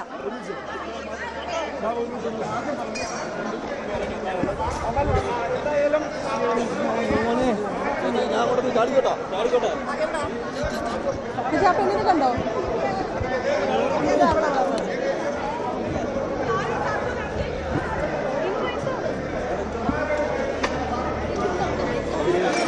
ഞങ്ങൾ ഹാജർ നഷ്ടപ്പെടും. ബോധപൂർവമായി ഹാജരിൽ ഒപ്പിടാൻ ഞങ്ങൾ അനുവദിക്കത്തില്ല. ചോദിച്ചപ്പോൾ എന്നെ കൈയ്യറ്റം ചെയ്യണം ചെയ്തു ശബരിനാഥ്. ഇല്ല, നമുക്ക് ഒപ്പിടാൻ പറ്റുന്നില്ല. ഹാജർ ബുക്ക് അയാളുടെ കയ്യിലാണ്. ഞങ്ങൾ ഇത്രയും 50 കൗൺസിലർമാർക്ക് ഒപ്പിടാൻ പറ്റുന്നില്ല.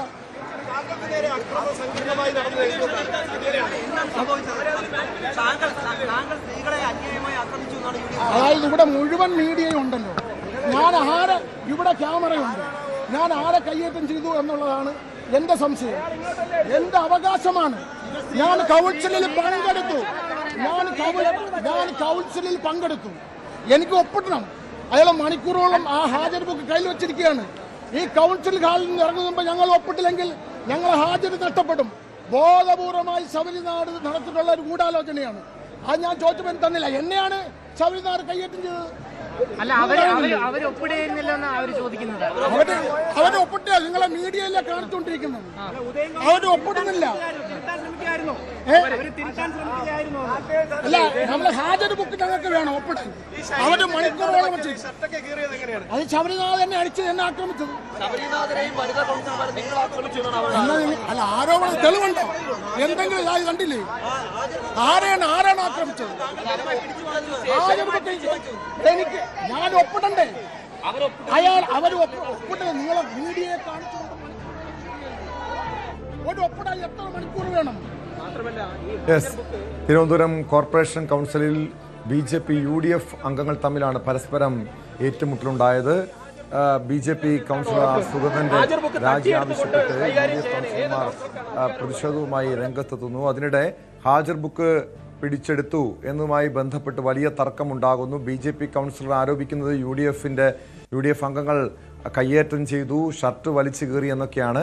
പക്ഷെ എന്തായാലും വലിയ നാടകീയമായിട്ടുള്ള സംഭവ വികാസങ്ങൾക്കാണ് തിരുവനന്തപുരം കോർപ്പറേഷൻ കൗൺസിൽ സാക്ഷ്യം വഹിക്കുന്നത്. കഴിഞ്ഞ ദിവസമുണ്ടായ രാഷ്ട്രീയ ഏറ്റുമുട്ടൽ, അതിൻ്റെ അടിസ്ഥാനത്തിൽ പോലീസ് കേസും മറ്റു നടപടികളിലും എടുത്തിരുന്നു. അതിന് പിന്നാലെയാണ് സംഭവ വികാസങ്ങൾ. സ്പോട്ട് ലൈവ് പൂർണ്ണമാകുന്നു. നമസ്കാരം.